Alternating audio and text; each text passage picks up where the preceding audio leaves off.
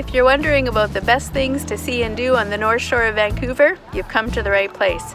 I'm Lori in Deep Cove, Panorama Park, North Vancouver, British Columbia. I'm a travel blogger and author, and I've lived here in Deep Cove for about 10 years.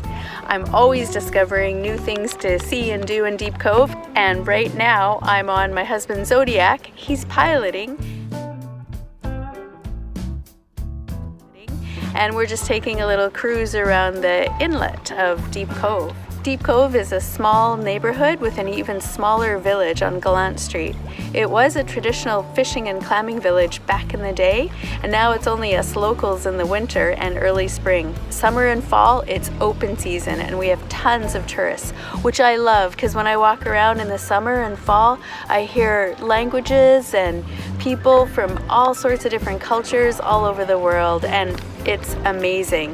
But then as soon as the rains hit in about November, maybe even late October, it's just the locals again. If you search for things to do in Deep Cove, you'll easily find a list of world famous tourist sites and popular activities, such as Honey's Donuts and goodies for world famous honey-soaked donuts.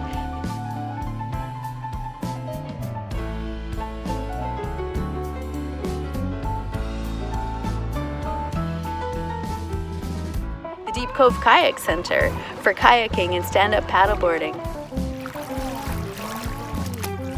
I know you said there was a lot, but I didn't know.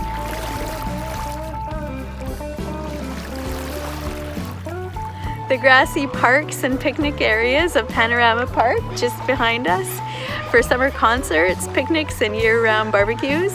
The beach at Panorama Park for swimming, sunbathing, people watching, and crab petting. There's nobody there yet though, it's too early. Quarry Rock, which is over there, for a short, mildly challenging hour-long hike with a breathtaking view of Deep Cove and Panorama Park.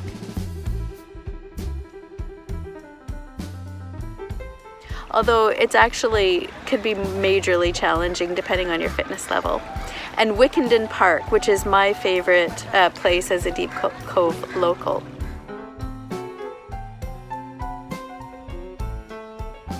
If I were visiting Deep Cove for the first or the 10th time, my theme would be presence. One of the questions that people often ask is, how do I get to Deep Cove? I'm telling you, do not drive or park your car in Deep Cove. Take the bus or Uber or Lyft. You'll never find a parking spot if you drive to the North Shore. Taking public transit, the bus, as there is no metro or LRT out to Deep Cove, is the zen way to travel to Deep Cove as a tourist. Riding the bus takes longer than driving a car, but public transport is cheaper, easier, and more interesting. And if the theme of your trip is something like presence or zen, the bus ride to Deep Cove will give you lots of time to practice being present and zen-like. Here's a quick list of things most tourists do and see in Deep Cove. They savor the crispy, moist, honey-soaked, celebrity-endorsed donuts at Honey Donuts and Goodies.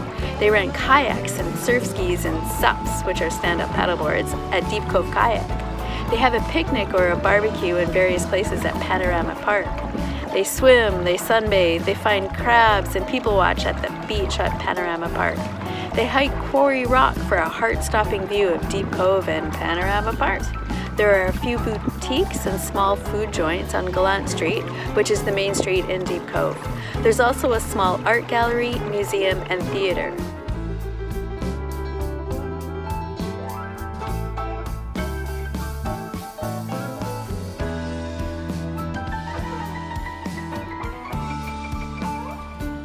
But maybe you don't want to do the things most tourists do in Deep Cove.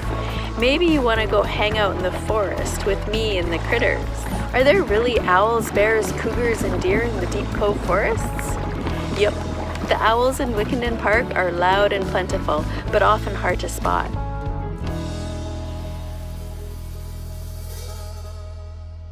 Here's a list of the animals I've seen on the streets and in the forests of Deep Cove. Black bear, deer, cougar, bobcat, coyote, skunk, raccoon, squirrel, rat, eagle, dog, tourist, adult and baby owls. When I was walking my dogs a couple years ago, an adult owl swooped low and close to my littlest dog, Tiffy. I thought she was a goner. But at the last minute, the owl changed its mind and swooped back up. Tiffy had no idea how close she came to being a buffet. Let Deep Cove be a place to be, not do. Vancouver is a relatively laid-back city, especially in comparison to Toronto or Montreal. The North Shore, West Vancouver and North Vancouver, is even more laid-back. And Deep Cove, the most laid-back place of all.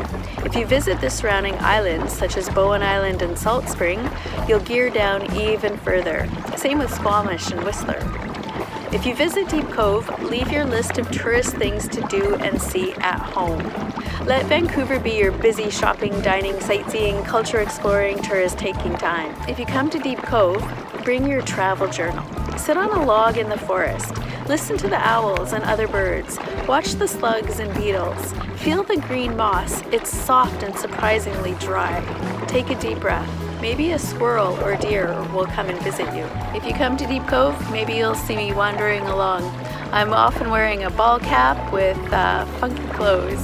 My husband calls them hobo clothes. Take good care of yourself, because you are worth taking good care of. Mwah!